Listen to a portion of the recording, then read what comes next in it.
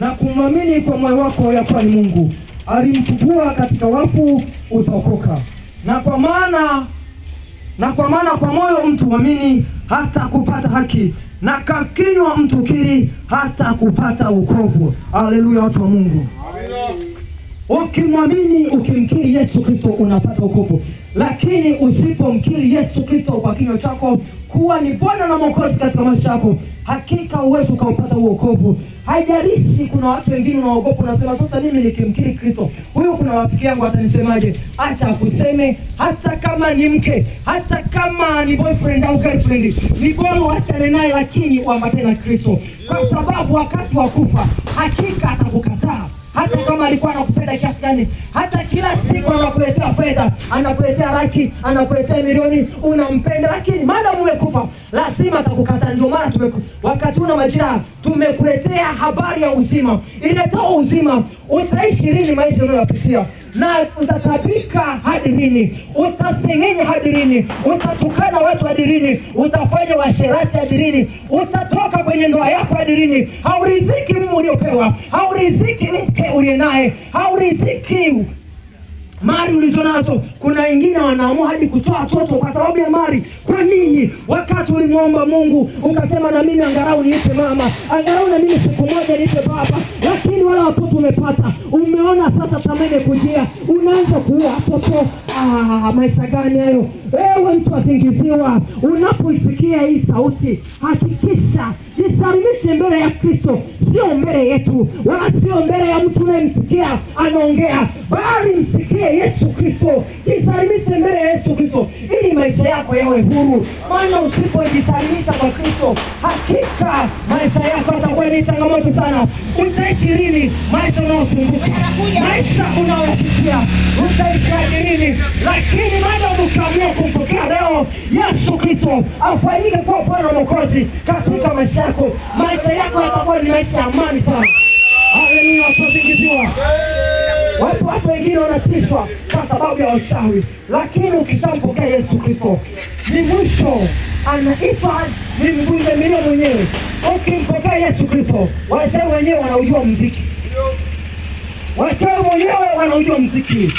Leo nakwambia mpokee Yesu Kristo. Hakuna mchawi anaweza kugusa, hata kunusa tu, hata kujadili tu. Ukishampokea Yesu Kristo, hata kufanyaje, magonjwa yote atakukimbia maadamu umempokea Yesu Kristo.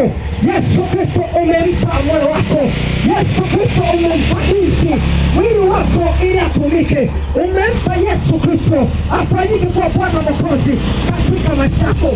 Usiingize unapompokea Kristo. Haleluya, watazingiziwa. Habari na unaleta kwako, habari ya wokovu kweli kweli, sio habari ya maigizo. Ukiigiza kwa Yesu, mashetani atakuchezea. Ukiigiza kumpokea Yesu, hakika maisha yako hautaenda mbali, kwa sababu unafanya wokovu kama mambo ya kuigiza, unafanya wokovu kama ngonjera. Kumbuka, wokovu ni wewe moyo wako kumpa Yesu Kristo, ni wewe moyo wako na vitu vyako vyote kujiwekeza kwa Kristo, na sio vitu vya dezo. Maana kuna wengine watasema kwamba sasa mimi hapa nikishampokea Yesu Kristo mume wangu ataniacha. Nani akakwambia?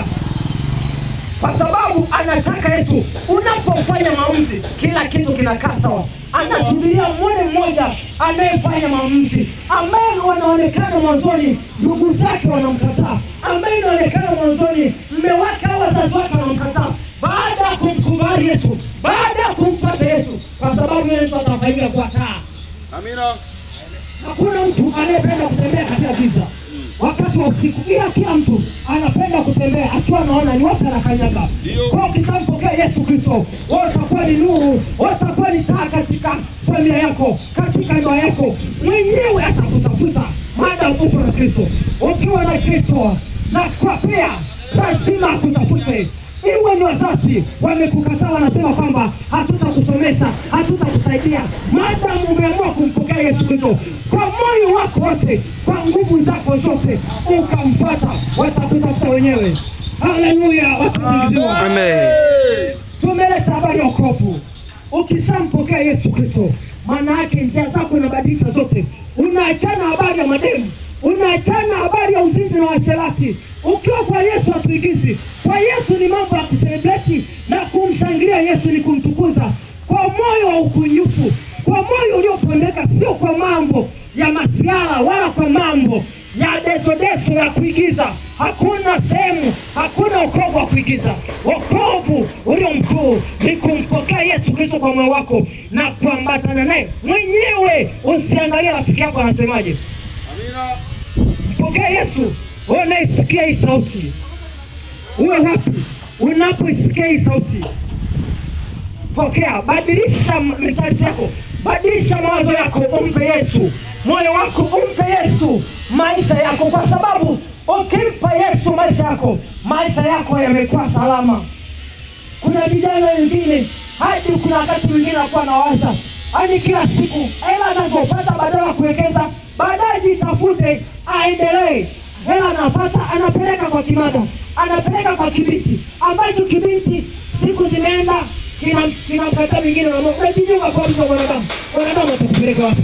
Kama atakudanganya mbingu kuna Morogoro, kuna sehemu inaitwa Morogoro kuna kisehemu kinaitwa mbingu, atakupeleka huko. Lakini ni mbingu ambayo tulizungumza ni Yesu Kristo mwenyewe atakupeleka. Ni Yesu Kristo, kwa sababu umeamua kwa moyo wako wote, umeamua kwa akili zako zote, umeamua kwa nguvu zako zote umpate Yesu Kristo. Usipompata maisha yako yatakuwa ni magumu sana. Kwani sisi kuishi hapa duniani tunafananishwa kama maua. Maua asubuhi ukiyakuta yanang'aa vizuri, yanameremeta, lakini wakati wa jioni utakuta ua limedondoka. Leo utaondoka mimi au mtaondoka, kesho utaondoka mtu fulani. Kwa sasa wakati wa kuondoka kwako unaondokaje? Wakati wa kuondoka kwako unaondokaje? Kuishi hapo na wetu kaishi starehe siku nyingi sana. Mwingine analewa, mwingine anafanya kila aina ya uasi. Zina, unafikiri utazini hadi lini? Utafanya mambo ya hovyo hadi lini? Utamchukiza Mungu hadi lini? Wewe mtu azingiziwa, utafanya uovu hadi lini? Utatoka kwa ndoa yako hadi lini? Utatoka kwenye ndoa yako hadi lini? Mke ulionaye hajakutosha, mme ulionaye hajakutosha, wewe utaua watoto wako hadi lini? Utaenda kwa wakanga hadi lini? Na wakanga wanakudanganya kwa sababu nao hawana fedha. Fedha wanazipata wapi? Kwa wewe ambao unajiona kwamba kwa sababu amekupiga upofu, akili uelewu ufanye nini? Kwa sasa unaamua kupoa hela, unapeleka pale kuku mweupe, si kuku gani, wanakupiga hela tu, anakula 5, anakuambia tu utafanyaje, utapata ng'ombe. Leo tukipelekea ile ng'ombe yeye anatajirika. Wewe uendelee. Wengine wanafunza nasema ngoja tukamtafute, yule atakufanya kwa akili. Yeye mwenyewe hajaingia darasa la kwanza, atakufanya kwa akili. Atakuunda kwa kwanza. Wewe uongo huo. Wengine wanapeleka watoto wao, unakabidhisha familia yako unaiweka katika mazindiko. Ndio maana unakuta wakati mwingine watoto wako wanashindwa kuendelea, familia yako haiendelei. Kumbe kuna mazindiko alishafanywa. Lakini ukishampokea Yesu Kristo anatoa kila kitu. Haleluya watu wa Mungu. Ukishampokea Yesu Kristo anatengeneza msingi upya, anabomoa kila kafara ambazo zilifanywa aidha na wazazi, aidha na mababu. Yesu Kristo ndiye anakuwekea msingi, maana yeye ndio msingi imara kwa watu wote. Ukimpokea, mpokea Yesu Kristo. Unaisikia hii sauti hairudi bure kama unavyosikia. Amina. Mtu asingiziwa, hii sauti unaisikia haijawahi rudi bure, haijawahi rudi bure. Lazima itoke na matokeo. Lazima wewe unaisikia isikie hii sauti, uitunze, maana ndio msaada wako. Neno la Kristo ndio litakalo kuponya. Usifanye masiara katika mambo ya wokovu, usifanye masiara. Wewe unaweza kusema mimi na kila kitu, nina gari, nina biashara, ninavaa vizuri, si ninavaa vibaya. Hapana. Yesu Kristo angalia baadhi ya mavazi, au unavaaje, unavaa vizuri, unavaa vibaya. Kama uko kwenye kitabu kitakatifu, wewe tayari umepigwa. Lazima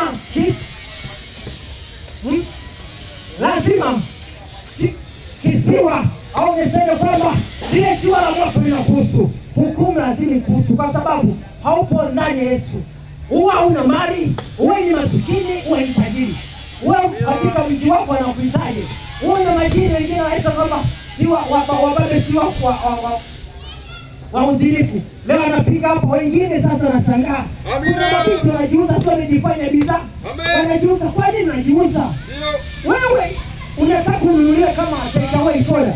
Unataka kununulia kama tikiti. Wewe ni mtu wa thamani. Maana ukimpokea Yesu Kristo ndio thamani wako unakuwa. Lakini usipompokea wewe atatikiti wakati mwingine na kuzidi. Kuna watu na sketi 200. Wewe unanunua 200. 200 kwenda ni mwili wako unanunua 200. Hii kitu unakuwa thamani sawa na jojo. Unakuwa thamani yako na kitu. Kweli umefika wapi? Na kuambia sasa, haijalishi ulipenda mangapi, haijalishi ulifanya maovu mangapi, lakini wakati Yesu Kristo amekufuata. Sauti unayosikia, njoo kwa Yesu Kristo. Yesu atakusamehe dhambi zako zote. Yesu atakusamehe kila aina uovu uliotenda. Na ataanza kuhesabia upya maisha yako yatastawi. Usiwe na kiburi, usikupaze shingo. Unjui ni lini unaondoka. Kila siku mnasikia mtu fulani kaondoka. Sasa jiulize ameondokaje? Mwingine ataondoka ugongo gari, mwingine amelala ndio amki hivyo. Mwingine amesikia anatembea hivi, yeye anasikia ashakufa ameenda huyo. Ndio hivyo sasa unaondokaje? Sasa wakati wa kuondoka, unaondoka na Kristo. Ili ukifa uwe na uhakika maisha yako yatakuwa salama. Vinginevyo utakuwa na maisha mabaya sana. Ukimkosa Yesu umekosa vitu vya maana sana, vitu vya msingi. Kwanza unakuwa takataka. Ukiwa una Yesu, ani umekosa vitu vingi sana. Kwanza Yesu anasema yeye ni vyote katika vyote. Kwa kisha kuwepo na Yesu, kila kitu utakuwepo nacho. Lakini ukimkataa Yesu Kristo, ukaona kwamba uzinzi ndo faida yako, usherati ndo kila kitu kwako, utaumia, utachinjwa kwa mapanga. Utakufa kwa mapanga. Ngoja uje uvumiliwe kwa kutembea na mke wa mtu. Ngoja uje uvumiliwe kwa kutembea na mume wa mtu. Wewe si unaona maisha haya? Wewe si unaongea tu? Wewe ngoja waje kukamate. Ndipo sauti utakapoikumbuka, yule mtumishi wa Mungu alisema kweli. Na kuambia hii sauti haijawahi rudi kule. Maana ni Yesu Kristo ananena ndani yangu akisema na watu wake ili awaokoe, ili wapate uzima. Ukimkataa Yesu umekaribisha mauti kwako. Haleluya, tunazingiziwa. Naamini kwa haya machache uliyenisikia umepata kitu. Kama wapo tayari kumpokea huyu Yesu popote